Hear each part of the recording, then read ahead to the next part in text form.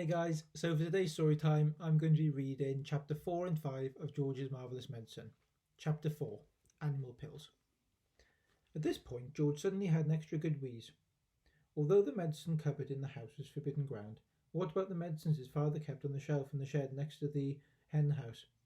The animal medicines, what about those? Nobody had ever told him he mustn't touch them. Let's face it, George said to himself, hairspray and shaving cream and shoe polish are all very well, and they will no doubt cause some splendid explosions inside the old geezer. But what the magic mixture now needs is a touch of the real stuff, real pills and real tonics, to give it a punch and muscle. George picked up the heavy 3/4 full saucepan and carried it out of the back door. He crossed the farmyard and headed straight for the shed alongside the hen house. He knew his father wouldn't be there. He was out haymaking in one of the meadows. George entered the dusty old shed and put the saucepan on the bench. Then he looked up at the medicine shelf. There were 5 big bottles there. 2 were full of pills, 2 were full of runny stuff, and 1 was full of powder. I'll use them all, George said. Grandma needs them. Boy, does she need them. The first bottle he took down contained an orange-coloured powder. The label said, for chickens with foul pest, hen gripe, sore beaks, gammy legs, cockroachitis, egg trouble, broodiness, or loss of feathers. Mix 1 spoonful only with each bucket of feed. Well, George said out loud to himself as he tipped in the whole bottleful, the old bird won't be losing any feathers after she's had a dose of this. The next bottle he took down had about 500 gigantic pills, purple pills in it. For horses with hoarse throats, it said in the label. The hoarse-throated horse should suck 1 pill twice a day. Grandma may not have a hoarse throat, George said, but she's certainly got a sharp tongue. Maybe they'll cure that instead. Into the saucepan went the 500 gigantic purple pills. Then there was a bottle of thick yellowish liquid for cows, bulls and bullocks, the label said. Will cure cowpox, cow mange, crumpled horns, bad breath in bulls, earache, toothache, headache, hoofache, tailache, and sore udders.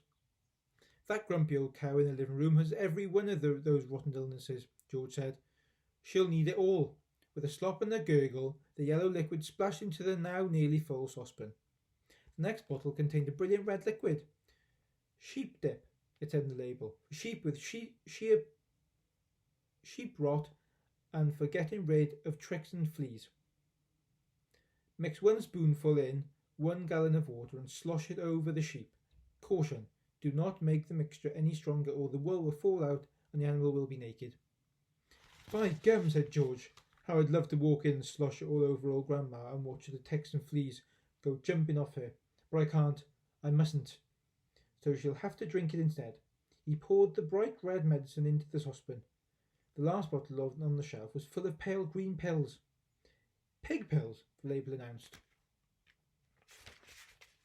For pigs with pork prickles, tender trotters, bristle blight and swine sickness.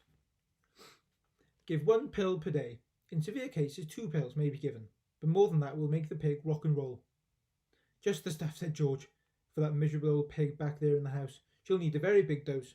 He tipped all the green pills, hundreds and hundreds of them, into the saucepan. There was an old stick lying on the bench that had been used for stirring paint. George picked it up and started to stir his marvellous concoction. The mixture was as thick as cream, and as he stirred and stirred, many wonderful colours rose from the depths and blended together. Pinks, blues, greens, yellows and browns. George went on stirring until it was all well mixed. But even so, there were still hundreds of pills lying on the bottom that hadn't melted. And there was his mother's splendid powder puff floating on the surface. I shall have to boil it all up, George said. One good quick boil on the stove is all it needs. And with that he staggered back towards the house with the enormous heavy saucepan. On the way he passed the garage, so he went in to see if he could find any other interesting things.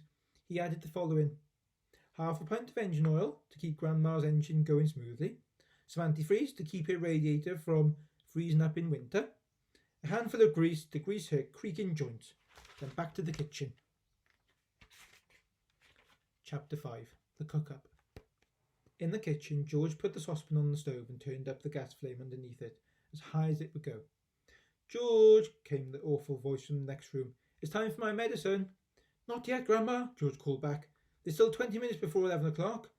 What mischief are you up to in there now? Granny screeched. I hear noises.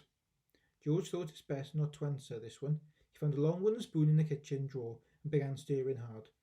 The stuff in the pot got hotter and hotter. Soon the marvellous mixture began to froth and foam. A rich blue smoke, the colour of peacocks, rose from the surface of the liquid, and a fiery, fearsome smell filled the kitchen. It made George choke and splutter. It was a smell unlike any he had smelled before. It was a brutal and bewitching smell, spicy and staggering, fierce and frenzied, full of wizardry and magic. Whenever he got a whiff of it up his nose, firecrackers went off in his skull, and electric prickles ran along the backs of his legs. It was wonderful to stand there stirring this amazing mixture, and to watch it smoking, blue and bubbling and frothing and foaming as though it were alive. At one point he could have sworn he saw bright sparks flashing in the whirling foam. And suddenly George found himself dancing around the steaming pot, chanting strange words that came into his head out of nowhere. Fiery broth and witch's brew, foamy froth and rich's blue, fume and spume and spoon drift spray, fizzle, swizzle, shout, hooray! Watch it sloshing, swashing, sploshing, hear it hissing, swishing, spissing. Grandma better start to pray. Next week we're going to start chapter 6, which is called Brown Paint. Have a lovely weekend. Bye.